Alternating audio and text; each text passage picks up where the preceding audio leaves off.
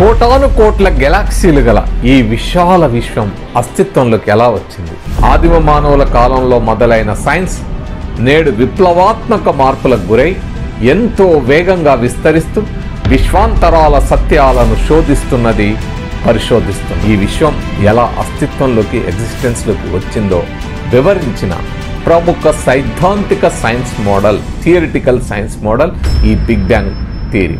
కోటాను కోట్ల గెలాక్సీలు గల ఈ విశాల విశ్వం అస్తిత్వంలోకి ఎలా వచ్చింది? యూనివర్స్ ఎగ్జిస్టెన్స్లోకి ఎలా వచ్చింది? అనేక గ్రంథాలు చెప్పినట్టు ఎవరో ఒకరు లేదా ఏదో శక్తి మాయ చేసి హాంఫట్ అంటే వచ్చిందా? చాలా కాలం క్రితం వరకు ఆ విధంగానే భావించేవారు. విశ్వాన్ని ఎవరో సృష్టించారని లేదా ఏదో శక్తి తన మాయతో సృష్టించిందని సృష్టి సిద్ధాంతాలను అంటే క్రియేషన్ థియరీస్ని అనేక కథలను కల్పించుకొని పుస్తకాలు రాసుకున్నారు. ఆదిమ మానవుల కాలంలో మొదలైన సైన్స్ నేడు విప్లవాత్మక మార్పులకు గురై ఎంతో వేగంగా విస్తరిస్తూ విశ్వాంతరాల సత్యాలను శోధిస్తున్నది, పరిశోధిస్తున్నది, మనకు వివరిస్తున్నది. విశ్వం ఈ రూపంలోకి రావడం ఏ ఒక్కరోజో జరగలేదని, దాదాపు 1380 కోట్ల సంవత్సరాల పరిణామ ఫలితమని, it is result of 1380 crore years of evolution అని నేడు సైన్స్ వివరిస్తున్నది. ఈ విశ్వ పరిణామం తెలుసుకోవడం కోసం అనేక పరిశోధనలు జరిగాయి. వాటన్నిటి ఫలితమే బిగ్ బ్యాంగ్ సిద్ధాంతం. ఈ విశ్వం ఎలా అస్తిత్వంలోకి ఎగ్జిస్టెన్స్లోకి వచ్చిందో వివరించిన ప్రముఖ సైద్ధాంతిక science model, theoretical science model ఈ బిగ్ బ్యాంగ్ థియరీ. దీని ప్రకారం సుమారు 1380 కోట్ల సంవత్సరాల క్రితం బిగ్ బ్యాంగ్ ద్వారా ఈ విశ్వం అస్తిత్వంలోకి వచ్చిందని భావిస్తారు. బిగ్ బ్యాంగ్ అంటే మహావిస్ఫోటనం లేదా పెద్ద పేలుడు అనుకుంటారు, కానీ అది కాదు. విశ్వ పరిణామం ఆరంభమైన క్షణం అని అర్థం. విశ్వం అస్తిత్వంలోకి వచ్చిన క్షణం.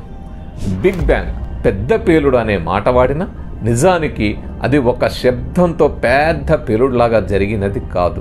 ప్రారంభ దశలో విశ్వం విస్తరించడం మొదలైనప్పుడు ఒక బిందు రూపంలో అధిక ఉష్ణోగ్రత, హై టెంపరేచర్, అధిక పీడనం, హై ప్రెషర్, అత్యధిక సాంద్రత, హై డెన్సిటీ గల దట్టమైన ఘన రూపంలో ఉండేది. అంటే సింగులారిటీ ఉండేది. బ్లాక్ హోల్స్ గురించి మాట్లాడుకునేటప్పుడు నక్షత్రం యొక్క చివరి దశలో బ్లాక్ హోల్గా మారి తన గ్రావిటీ వలన తనలోకి తాను కూలిపోయి అక్కడికి వచ్చే ప్రతి పదార్థాన్ని, కాంతిని సైతం లాక్కుంటుంది. చివరకు మొత్తం పదార్థం, మ్యాటర్ అంతా కుదించుకుపోయి సింగులారిటీ ఏర్పడుతుంది. అక్కడ స్థల కాలాలు అంటే టైం అండ్ స్పేస్ ఉండని పరిస్థితి ఉంటుంది అని తెలుసుకున్నాం కదా. బ్లాక్ హోల్ వీడియోలో ఈ అంశం గురించి మాట్లాడుకున్నాం. చూడకపోతే ఆ వీడియో చూడండి. ఈ విశ్వం కూడా ప్రారంభంలో సింగులారిటీ రూపంలో ఉండేది. అందులో ఉన్న అధిక ఒత్తిడి, హై ప్రెషర్ వల్ల విస్తరించడం అంటే ఎక్స్పాండ్ అవ్వడం ప్రారంభమైంది. ఆ విస్తరించడం ఆరంభాన్నే బిగ్ బ్యాంగ్ అంటున్నాం. అయితే విస్తరణ ప్రారంభం నుండే చాలా వేగంగా జరుగుతుంది కాబట్టి దానిని బిగ్ బ్యాంగ్ మహావిస్ఫోటనం అంటున్నాం.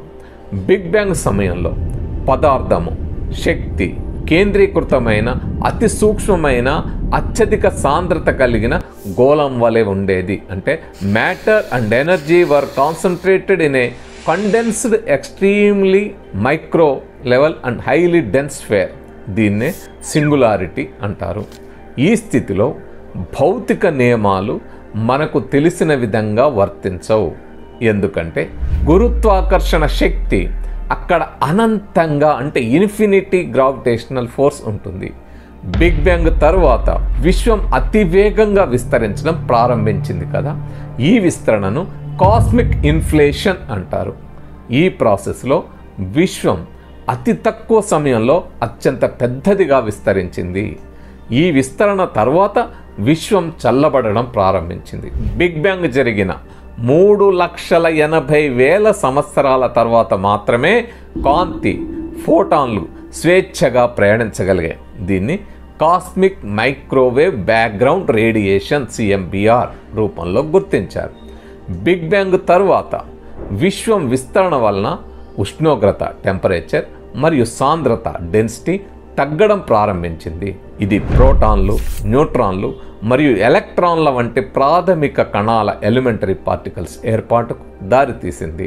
ఈ కణాలు కలిసి హైడ్రోజన్ మరియు హీలియం వంటి సాధారణ మూలకాలను ఎలిమెంట్స్ని ఏర్పరచాయి. ఈ మూలకాలు తరువాత నక్షత్రాలు మరియు గెలాక్సీల ఏర్పాటుకు మూలంగా మారాయి.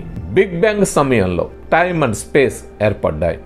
ఈ సమయంలో విశ్వం యొక్క అన్ని భాగాలు ఒకే స్థానంలో ఉన్నాయి. కాబట్టి కాలము మరియు స్థలము, టైమ్ అండ్ స్పేస్ యొక్క ప్రారంభం ఇక్కడే ఉందని భావిస్తారు.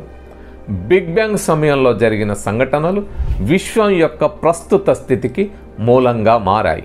ఇది ఆస్ట్రానమీలో, ఖగోళ విజ్ఞానంలో అత్యంత ముఖ్యమైన సిద్ధాంతాల్లో ఒకటిగా నిలిచింది.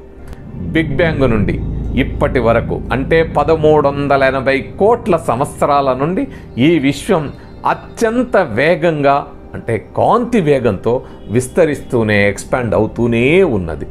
నక్షత్రాలు, స్టార్స్, గ్రహాలు, ప్లానెట్స్ ఏర్పాటుతో కోటాను కోట్ల గెలాక్సీలు ఈ 1380 కోట్ల సంవత్సరాల కాలంలో ఆవిర్భవించాయి. మొదటి క్షణంలో బిగ్ బ్యాంగ్ అసాధారణ స్థితిలో ప్రారంభమై విపరీతమైన వేగంతో విస్తరించి నక్షత్రాలు, గెలాక్సీలు, గ్రహాలు ఏర్పడడానికి దారితీసింది. మీరు ఎప్పుడైనా షుగర్ క్యాండీ తయారు చేయడం చూసారా? అందులో వేసే చక్కెరంతా కొద్దిగా ఒక్క దగ్గరే ఉంటుంది, కానీ ఆ తరువాత అది గిన్నె మొత్తం విస్తరించి పెద్ద షుగర్ క్యాండీ తయారై మన నోరూరిస్తుంది కదా, అలా అన్నమాట.